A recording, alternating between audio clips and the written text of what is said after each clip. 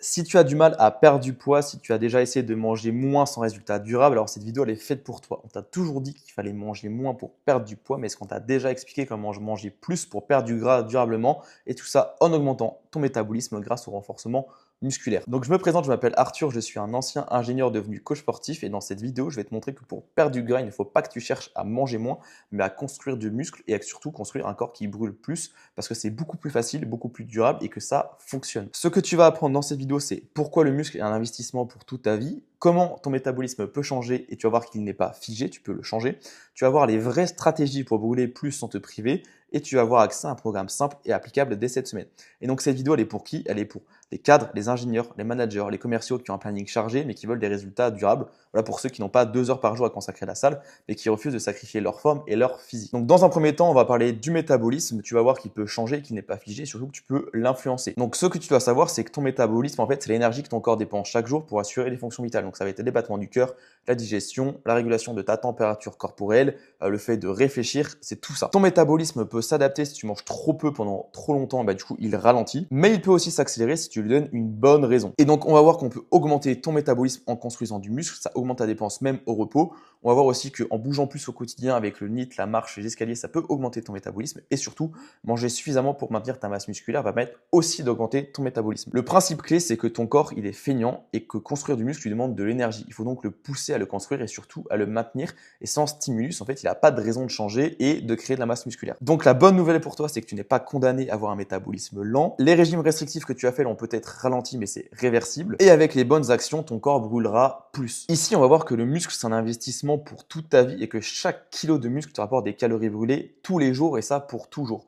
Donc, il faut savoir que 1 kg de muscle brûle environ 13 kilocalories par jour. Ça peut paraître peu, oui, mais sur 10 ans, 5 kg de muscle en plus, c'est plus de 230 000 kilocalories brûlées en bonus. Et ça, c'est l'équivalent de 30 kg de graisse. Pourquoi c'est un investissement? Parce que le muscle, il va travailler pour toi 24 heures sur 24, même quand tu dors. Plus tu en as, plus tu peux manger sans stocker. C'est cumulatif, les bénéfices s'additionnent année après année. Et l'erreur classique, c'est de se focaliser sur manger moins et perdre vite. Ça, c'est pas bon du tout. Résultat, tu vas juste être fatigué, tu vas avoir des grosses fringales, tu vas perdre du muscle parce que tu vas bouger beaucoup moins et tu vas faire moins de sport, moins de renforcement musculaire.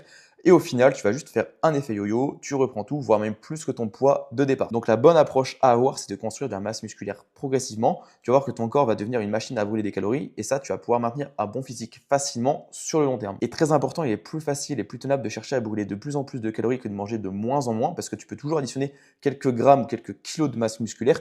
Par contre, une fois par exemple tu es déjà à 1500 calories, 1400 calories, descendre plus bas que ça, ça devient en fait quasiment impossible et tu vas juste pas tenir. Là, pour que tu te rendes bien compte de l'importance du métabolisme, on va voir où tes calories partent chaque jour et on va voir la répartition de ta dépense énergétique. Donc en fait, ton corps dépense 60% de ton énergie dans ton métabolisme de base, donc pour la respiration, pour la digestion, pour faire battre le cœur, etc. Tu auras aussi 20% de ta dépense donc avec le NEAT, donc c'est ton mouvement quotidien qui n'est pas du sport, donc par exemple de la marche pour ton travail, quand tu vas faire du ménage chez toi, quand tu vas faire le jardin chez toi, quand tu vas prendre des escaliers, quand voilà, je parle, etc. avec mes bras, et là je suis en train de brûler des calories indirectement. Tu as aussi le TEF, donc c'est tout ce qui va être lié au niveau de la digestion. Donc quand tu vas manger en fait des aliments, que ce soit des protéines, des glucides, des lipides, etc., ton corps va devoir utiliser de l'énergie pour transformer cet aliment et le digérer. Et donc ça, c'est aussi une dépense énergétique. Et tu vas aussi avoir le sport avec l'entraînement qui représente seulement 10% en elle-même. Et donc là, quand tu regardes les pourcentages, tu dis bien que pour perdre du poids, en fait, la meilleure façon, ça va être tout simplement d'augmenter ta dépense de ton métabolisme de base parce que c'est la plus grosse et du coup, c'est là où tu as le plus gros levier d'action. Donc, ce qu'on vient de voir, ça veut dire que le sport représente souvent en fait la plus petite part de ta dépense énergétique, que le métabolisme de base, c'est le plus gros levier et du coup, plus tu as de muscles, plus ton métabolisme va augmenter et que le NEAT est très sous-estimé mais très puissant. Et donc là, si on réfléchit 2 secondes, la stratégie la plus simple et la plus logique pour perdre du poids, ça va être d'augmenter ta masse musculaire pour augmenter la part du métabolisme de base, de marcher plus pour augmenter le NEAT sans effort. Et évidemment, il va falloir garder du sport pour augmenter ta masse musculaire, mais ce n'est pas le seul levier. Si tu es devant cette vidéo, c'est probablement aussi que tu as déjà essayé de faire du cardio intensif, probablement que ça n'a pas marché, et je vais t'expliquer pourquoi. En fait, quand tu fais du cardio, imaginons 30 à 45 minutes de cardio intense, tu vas brûler environ 400 kilocalories, mais après tu seras épuisé, tu auras faim et tu voudras te récompenser de ton effort. Du coup, en fait, tu vas brûler 400 calories et au final, tu vas manger peut-être 600 ou 800 calories derrière. Donc, en fait, tu seras en surplus calorique malgré le fait que tu aies fait du sport. Pourquoi? Parce qu'en fait, le cardio, il peut saboter tes efforts en augmentant drastiquement ta fatigue. Ok, faire du cardio, par exemple de la course, des circuits HIIT, des choses comme ça, ça va vraiment te fatiguer. Ça va aussi déclencher des fringales importantes juste après ta séance. Et du coup, en plus, on surestime souvent la dépense. Comme on l'a vu, c'est que 10% sur nos dépenses totales et les montres ou les appareils cardio ont tendance à surestimer du coup cette dépense-là. Les autres problèmes avec le cardio intensif, c'est que ça peut entraver ta récupération musculaire parce que forcément, ça va générer encore de la fatigue supplémentaire par rapport à tes séances de renfo. Ça va impacter du coup un stress au niveau articulaire, notamment au niveau des genoux, des chevilles, si tu fais des sauts, si tu cours, etc. Et c'est très difficile à maintenir sur long terme. Attention, je ne dis pas que le cardio est mauvais et qu'il ne faut pas en faire. Le cardio, c'est excellent, il a des bénéfices pour le cœur, pour l'endurance, mais pour la perte de gras, on va dire que ce n'est pas le levier principal. Le ratio effort-résultat, il est souvent décevant. Et du coup, comment faire pour perdre du gras sans faire de cardio? Tout simplement, c'est la marche. En fait, la marche, c'est vraiment ton arme secrète. C'est simple, c'est gratuit, tu n'as pas de fringale, ça engendre pas de fatigue et c'est redoutablement efficace. Pourquoi la marche c'est magique? Tout simplement parce que la marche en fait ça augmente ton HIIT, donc tes dépenses quotidiennes immédiatement à l'instant T. Tu brûles des calories en fait directement pendant que tu es en train de marcher, sans aucun des inconvénients du cardio intensif et c'est le complément parfait au renforcement musculaire. Les avantages du coup de la marche, c'est que tu n'as pas de fringale, vu que c'est une intensité qui est trop basse pour déclencher la faim, tu n'as pas de perte d'énergie, tu peux marcher et rester productif. Tu n'as pas de traumatisme articulaire ni d'entrave au niveau de la récup, c'est même bénéfique pour la récupération. C'est aussi facile à intégrer, du coup, tu n'as pas besoin de tenue de sport, tu peux marcher en pyjama, en jogging, en tenue de travail, etc. Peu importe, tu peux marcher dans n'importe quelle condition. Ça peut se faire partout, tout le temps. Et tu peux être sur ton téléphone pour répondre durant des appels, tu peux écouter des podcasts, tu peux te promener ton chien, etc. Enfin, c'est vraiment facile et ça se combine facilement. En plus de ça, la marche a des bonus pour la santé. Déjà, ça améliore drastiquement ton sommeil et ta digestion. Ça réduit les douleurs au niveau du dos, si tu en as au niveau de la posture ou de la circulation, parce que ça va faire circuler la lymphe. Ça va aussi faire un gros travail au niveau de la zone lombaire. Ça va permettre de réguler ton humeur et les hormones du stress, qui n'est absolument pas négligeable dans une perte de gras. Et donc vraiment, le combo gagnant, en fait, c'est la marche pour du coup stimuler cette perte de gras et dépenser des calories à l'instant T, plus la musculation pour augmenter ton métabolisme sur le long terme. Ça, c'est vraiment le duo gagnant. L'un brûle immédiatement, l'autre construit un corps qui brûle plus. Et petit détail très important, si tu ajoutes juste 20 à 30 minutes de marche par jour, ça peut représenter 150 à 200 kcal de brûlé en plus, du coup sans faim, sans fatigue, sans excuse. Et si tu fais ça 7 fois dans la semaine, tu es déjà à 1400 calories juste en marchant 20 minutes de plus par jour. Et donc là, tu me dis, ok, c'est très bien, mais comment fondamentalement je fais pour augmenter ma masse musculaire? Et tout simplement, ça va passer par une surcharge progressive. C'est la règle numéro 1, la règle d'or. C'est laquelle tu ne peux pas échapper si tu veux en fait construire de la masse musculaire. Le corps, il s'adapte à ce que tu lui imposes et il faut lui imposer plus pour qu'il change. Le principe fondamental, c'est que ton corps, il est économe. Il ne construit que du muscle s'il y est obligé. Et la surcharge progressive, en fait, c'est lui donner une raison de s'adapter en faisant un peu plus qu'avant. C'est quoi concrètement? C'est faire un peu plus qu'avant avec contrôle. C'est obliger le corps à s'adapter et surtout avoir une progression, forcer la progression qui est en fait le signal de la transformation. Donc l'équation en fait, de la progression, c'est la charge fois la répétition fois les séries. Il faut augmenter un de ces facteurs à la fois pour progresser. Il y a aussi du coup 5 façons pour progresser et chercher à mettre en place cette surcharge progressive pour forcer le corps à créer de la masse musculaire. C'est soit par exemple à la salle de sport, mais ça peut être très bien chez toi aussi si tu fais du poids de corps, peu importe. Rajouter des répétitions, par exemple c'est passer de 8 à 9 répétitions sur du squat. Ou alors augmenter la charge. Typiquement tu faisais du squat par exemple à 80 kg, et tu vas passer à 82,5 avec le même nombre de répétitions. Ou alors avant tu faisais que 3 séries de squat, et là tu vas en rajouter 4 séries durant ta séance. Ou alors, disons que tu faisais un squat qui n'était pas très contrôlé, etc. Tu vas rajouter du tempo, tu vas rajouter 3 secondes de descente, une petite pause en bas ou augmenter l'amplitude. Ça, c'est un moyen aussi d'augmenter du coup sa surcharge progressive. Ou tout simplement aussi réduire le temps de repos entre les séries. Avant, tu prenais 2 minutes de repos, maintenant tu prends 1 minute 30 de repos. Tu rends en fait l'exercice plus dur et donc forcément tu vas créer une adaptation au niveau de ton corps. Et la règle d'or, c'est une variable à la fois. En fait, il faut changer une variable à la fois parmi tout ce que je viens de te présenter. Si tu changes tout, tu ne sais pas ce qui marche en fait, il faut garder le reste stable, choisir un seul axe de progression par période parce que sinon tu ne pourras pas quantifier ton évolution. Donc ce qui est à retenir, ce qui est très important, c'est pas de progression égale pas de raison pour ton corps de changer, c'est aussi simple que ça. Et donc pour vraiment être sûr de mettre en place cette surcharge progressive, il va falloir mesurer et surtout standardiser pour progresser sans se mentir. En fait, si tu changes tout à chaque séance, tu ne peux rien mesurer et je vais t'expliquer pourquoi c'est crucial. Si tu changes tout, tu ne peux rien comparer. Si tu crois progresser, mais c'est juste différent et du coup le standardiser, ça permettra de vraiment voir le progrès qui est réel et qui est visible. Donc il y a des choses que tu dois absolument garder stables durant du coup une période d'entraînement. Donc garder par exemple le même exercice pendant un bloc d'entraînement, donc de 4 à 6 semaines, voire 8 semaines, pourquoi pas. Garder la même amplitude, la même technique, repos similaire entre les séries et du coup plus un tempo qui est similaire et tu vas uniquement changer la charge. Donc comment mesurer un vrai progrès? Donc c'est un exemple. Soit tu rajoutes une répétition propre avec la même forme, la même amplitude, soit tu rajoutes du coup 2,5 kg avec la même qualité d'exécution, soit tu gardes la même charge mais tu mets plus de contrôle, donc plus de tempo. Donc tu as bien compris, tu changes qu'un seul de tous les facteurs qu'on a présentés. Et attention, je te vois venir, si tu mets plus lourd, attention à ne pas réduire l'amplitude ou à tricher sur le mouvement, parce que si par exemple tu fais un squat complet à 80 kg que tu mets 100 kg mais que tu commences à faire un demi-squat, tu ne pourras pas dire que tu as mis en place une charge progressive et que tu as progressé parce que tu auras changé deux facteurs, le charge et du coup l'amplitude. Et donc en fait, tu ne progresses pas. C'est pour ça que c'est très important de ne changer qu'un seul facteur. Et on ne cherche pas non plus à mettre plus lourd coûte que coûte. Si la forme se dégrade, ce n'est pas un vrai progrès, c'est juste la qualité avant la quantité évidemment. Et pour s'assurer du coup de la bonne surcharge progressive, il faut absolument que tu notes pendant tes séances pour du coup garder une direction et surtout une motivation de ce que tu fais. Parce que sans trace, tu n'as pas de progression et avec une trace, tu sais exactement quoi battre. Donc pourquoi c'est non négociable? Ça c'est ultra important. Il y a beaucoup trop de personnes et de pratiquants en salle de sport ou même chez eux qui ne le font pas. C'est qu'ils n'ont pas de trace. Du coup, ils répètent les mêmes séances de semaine en semaine sans savoir en fait où ils en sont, est-ce qu'ils progressent ou non. Ils oublient ce qu'ils ont fait la dernière fois et en fait, ils ne savent pas quoi améliorer.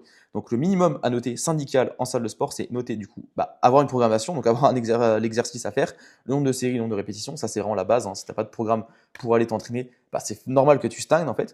Il faut que tu notes aussi tes charges utilisées et tes repos à peu près approximatifs. Ça peut être vraiment utile. Et pourquoi ça motive? Parce qu'en fait, à chaque séance, tu as une mission claire. Tu vas plus à la salle de sport en disant oh, je verrai comment je me sens en fonction du jour, quel exercice ou quelle charge je vais mettre. Là, tu vas te dire ok, par exemple, j'avais un tirage vertical. La semaine dernière, j'ai fait 10 reps à 80 kg. Aujourd'hui, je dois absolument faire 11 reps avec la même qualité d'exécution. Comme ça, quand tu es sur ta série, tu sais exactement quel nombre de répétitions tu dois faire. Et ça, c'est beaucoup plus motivant que de devoir en fait aviser pendant ton exercice. Tu vas chercher en fait à battre ton toi d'hier et les progrès deviennent vraiment visibles parce que tu as confiance. Tu vas avoir du coup l'historique de toutes tes semaines d'entraînement. Tu vas voir que tu as commencé une semaine d'entraînement par exemple à 80 kg sur ton tirage et tu vas voir qu'au bout de 4-6 semaines, tu seras à 85 ou 90. Tu vas dire ok, j'ai pris 5 voire 10 kg sur mon tirage avec la même qualité d'exécution, les mêmes temps de repos, etc. Donc j'ai forcément pris du muscle. Mon corps s'est adapté et ça, c'est quelque chose de positif. Et donc tout ce qui est mesuré, tu peux l'améliorer. Par contre, tout ce que tu ne sais pas, tu vas forcément stagner parce que tu n'auras aucune donnée d'évolution dessus. Ici, on va voir du coup les exercices qui te rapportent le plus. Il faut que tu te concentres sur les mouvements polyarticulaires. Ok, c'est vraiment important. Et le reste, c'est on va dire du bonus. Donc les mouvements polyarticulaires, c'est les fondations. Tout simplement, qu'est-ce que c'est les exos polyarticulaires? C'est des exercices qui travaillent plusieurs muscles d'un coup. En l'occurrence, plusieurs articulations. Typiquement, si tu fais du squat, tu vas avoir l'articulation du coup de la hanche, du genou et de la cheville qui vont travailler simultanément et tu vas avoir beaucoup de groupes musculaires qui vont travailler en même temps.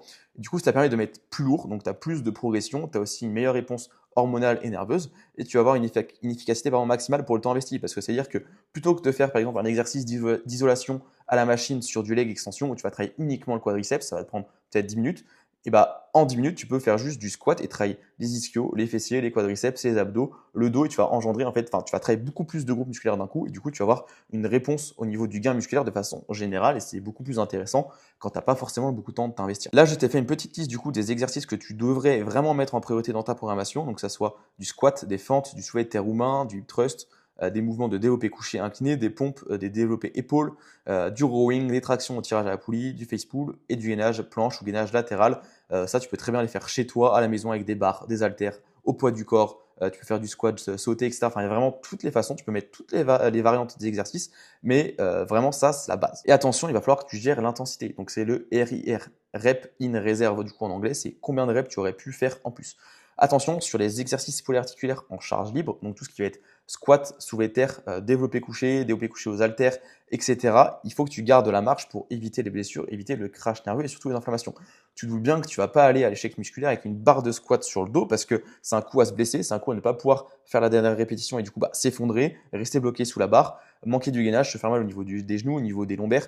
Pareil sur un développé couché à la barre, tu te doutes bien que si tu n'arrives pas à remonter à la dernière répétition, tu risques de t'étrangler avec la barre, tu risques de te faire très mal au niveau des épaules et du coup, il faut garder la marge entre 1 à 4 répétitions en réserve ici. Par contre, sur les machines ou les exercices d'isolation, là, tu peux y aller franco, ok, tu vas chercher l'échec musculaire parce que c'est beaucoup plus safe, il y a moins de risques. Et donc là, je te demande de garder 0 à 1 répétition en réserve. Typiquement, si tu fais un tirage vertical à la poulie, tu n'as pas de charge sur les lombaires, tu n'as pas de notion de gainage qui est vraiment élevée. Si jamais tu n'arrives pas à faire la répétition, tu as juste à lâcher. Ou sur une chest press, typiquement si tu es assis comme ça tranquille, au pire tu peux pas, tu relâches, tu es du coup dans une bonne trajectoire parce que tu as la machine qui te guide, donc tu n'as pas une articulation qui peut sauter ou quoi. Et là, il faut vraiment envoyer sur ces exercices-là. Je te conseille pas forcément de faire beaucoup d'isolation, mais ça peut être utile du coup pour corriger un point faible spécifique, pour équilibrer autour d'une articulation et du coup éviter des blessures et adapter si jamais tu as des douleurs ou des inconforts sur des exercices du coup polyarticulaires. Mais je te conseille de rester minimaliste dessus. Et sincèrement, si tu fais bien les bases, tu as déjà 80% des résultats, donc ne perds pas dans 15 exercices d'isolation. Choisis juste 3 à 5 exercices dans ta séance et ça sera largement suffisant. Donc là, vu que je suis sympa, je t'ai fait 2 programmes simples qui marchent du coup sur 2 séances ou 4 séances pour que tu aies juste des exemples concrets. Ok, 2 séances semaine, c'est vraiment le minimum efficace. Une séance, ça risque d'être vraiment compliqué. En tout cas, pour prendre de la masse musculaire, pour perdre du gras, c'est possible, mais pour construire la masse musculaire, c'est compliqué. 3 séances, c'est vraiment un excellent compromis. Et si tu es vraiment super motivé, etc., et que tu as un peu de temps, bah, tu peux faire 4 séances à condition que tu aies une bonne récup derrière. Donc la première option, c'est 2 séances full body, du coup 2 séances par semaine. Séance A avec du squat, développé couché, du rowing halter, du soulevé de terre roumain et du coup du gainage planche. Semaine, du coup, séance 2, pardon, avec des fentes, du développé épaule, du tirage vertical, du thrust et du gainage latéral. Ça fait vraiment 2 super séances qui travaillent l'ensemble du corps. Si tu surcharges tout ça, tu vas vraiment drastiquement augmenter ton métabolisme. Et tu as l'option B, donc si tu as un peu plus de temps, avec upper lower, donc c'est-à-dire que tu vas travailler une fois le haut du corps, une fois le bas du corps, une fois le haut du corps, une fois le bas du corps. Donc je te laisserai checker ça, mettre en pause pourquoi pas la vidéo, et tu pourras t'en inspirer pour du coup créer ta propre programmation. Et ça, je veux absolument que tu le retiennes, il n'y a pas de meilleur programme, ok. Donc ça sert à rien de vouloir copier-coller le programme de quelqu'un que tu as vu sur Instagram ou d'un compétiteur ou je ne sais quoi. Le meilleur programme, c'est celui que tu peux répéter semaine après semaine, c'est celui que tu aimes, c'est celui qui rentre dans ton emploi du temps, c'est celui qui correspond à tes contraintes, à tes problématiques, à ta morphologie, etc. Donc il va falloir que tu te penches un peu dessus quand même pour y réfléchir et te confectionner, on va dire, le meilleur programme, même si tu peux déjà avoir une belle base avec ça, mais je t'invite fortement en fait à le modifier et à l'adapter à toi. Évidemment, pour prendre du muscle, il va falloir récupérer et surtout gérer la fatigue. Et là, on va voir du coup comment progresser sans te cracher. Ok, il faut stimuler du coup ton muscle, mais pas le détruire. Et la récupération fait partie intégrante du jeu. Pourquoi la fatigue s'accumule? Parce que si tu as trop de contraintes trop vite, et bah, tu auras une récupération qui sera insuffisante. Si tu dors mal, si tu as trop de stress, ou si du coup tu as beaucoup d'ego, tu vas aller chercher la perf maximale à chaque séance et ça peut être vraiment dangereux. Donc il faut absolument que tu surveilles ces signaux-là. Donc si jamais tu as une petite douleur qui s'installe, donc c'est pas des douleurs combattues, hein, évidemment, si tu as fait une grosse séance en jambes et que tu as mal aux jambes pendant 1, 2 voire 3 jours, c'est normal, mais si tu sens que voilà, tu as mal au niveau articulaire, au niveau du genou, au niveau du bas du dos, etc., il faut faire attention. Si tu sens que tu es beaucoup moins fort durant une période donnée et que tes performances qui chutent séance après séance, là, il va falloir se poser des questions. Ou si tu sens que tu as une fatigue qui est inhabituelle ou il manque d'envie, voilà, tu n'as pas envie de t'entraîner alors que d'habitude, bon, tu as quand même relativement envie de t'entraîner, voilà, tu es motivé. Mais là, ça fait 5, 10 jours, 20 jours où tu n'as vraiment pas envie. Là, c'est vraiment des signaux qu'il faut prendre en compte. Et donc, pour éviter du coup ces crashs nerveux, la règle est simple, hein, je t'ai dit, garder de la marge, donc RR 1 à 4 sur les polyarticulaires. Si jamais tu as besoin, tu peux faire un deload. Ok, donc c'est une semaine qui est un peu plus légère après 4 à 6 semaines de progression. Tu vas faire ton bloc d'entraînement, tu sens que tu commences à stagner ou tu commences à accumuler trop de fatigue, tu fais un deload. Et moi, ce que je te conseille de faire tout simplement, c'est des cycles avec des blocs où tu vas faire par exemple 4 à 6 semaines avec une même programmation, puis ensuite tu vas faire un deload et recommencer. Et en fait, tu vas faire des cycles où tu vas monter, descendre en intensité. Le deload, en fait, c'est réduire le volume ou l'intensité pendant une semaine. Exemple, tu fais moins 20% sur toutes tes charges ou alors tu vas enlever une série par exercice. Comme ça, tu ne perds rien, ça permet de mieux récupérer et tu repars plus fort. Il y a une notion très importante que tu dois absolument retenir aussi, c'est que tu ne progresses pas quand tu détruis, mais quand tu récupères. Okay, c'est-à-dire qu'en fait, tu ne vas pas créer de masse musculaire sur l'instant T quand tu vas être à la salle de sport et que tu vas casser tes fibres musculaires. Okay, là, tu vas juste, on va dire, les endommager, mais par contre, tu vas créer la masse musculaire lors de ta récupération où là, pour faire simple, tes fibres vont se régénérer, elles vont devenir un peu plus grosses, il y en aura un peu plus, et c'est là où tu vas créer du muscle. Mais du coup, si tu t'entraînes très bien à la salle de sport, etc., que tu mets une bonne intensité, mais par contre que tu as une récupération qui est vraiment pas optimale, et bah, tu vas avoir un énorme manque à gagner là-dessus, et ça serait dommage. Donc rappelle-toi, tu construis du muscle lorsque tu récupères. Et donc pour finir cette vidéo et te donner le maximum de clés pour que tu puisses passer à l'action dès maintenant, je vais te faire un récap. Donc déjà, les erreurs à éviter, s'entraîner au hasard sans noter, ça c'est pas bon du tout. Changer d'exercice toutes les semaines, tu ne pourras pas appliquer la surcharge progressive et donc pas prendre de masse musculaire. Vouloir faire tout parfait puis abandonner, fais quelque chose de simple, ok, choisis quelques exercices, progresse dessus techniquement et en charge, et tu vas voir que tout va bien se passer. Et ce qui marche vraiment, du coup, ce sont les bases plus une progression mesurable. Il faut que tu répètes, que tu standardises, que tu traques. Il faut mieux être constant plutôt qu'extrême. Ok, je préfère que tu fasses 2 à 3 séances de renfo, que tu progresses dessus au fur et à mesure du temps, plutôt que tu en fasses 5 ou 6, que tu arrêtes, que tu reprennes, que tu arrêtes, que tu reprennes, ou alors que tu fasses que de changer de séance parce qu'en fait, tu n'arrives pas à trouver quelque chose que tu arrives à tenir. Et du coup, ton plan est simple. Dès cette semaine, tu as juste à choisir à faire 2 à 3 séances de musculation, à intégrer 4 à 5 exercices polyarticulaires par séance, noter et progresser sur une seule variable à la fois. Et à tout ça, tu ajoutes 20 à 30 minutes de marche par jour et tu vas voir que tu vas perdre du poids durablement du coup dans les semaines qui vont venir et ça ultra facilement. Et si jamais tu veux aller plus loin, je te propose un appel bilan offert. Donc durant ce bilan, je te donnerai un plan d'action adapté à ton niveau en fonction du matériel que tu as à disposition, en fonction de tes objectifs, de tes contraintes, de tes problématiques. Donc on fera vraiment un point général sur en fait toute ta situation. Et t'inquiète pas, le bilan il est offert, il est sans engagement, il est sans pression. Donc tu as juste à cliquer directement sur ce bouton où il est aussi en lien dans la description de cette vidéo. Et je t'invite aussi à me suivre sur Instagram. Je donne beaucoup de conseils, de motivation, etc. pour les cadres et les managers qui veulent perdre du poids de façon durable, qui ont un planning qui est optimisé, chargé, qui n'ont pas forcément le temps en fait de faire beaucoup de sport ou de bien manger. Je donne beaucoup d'astuces. Donc suis-moi sur Instagram en cliquant aussi ici.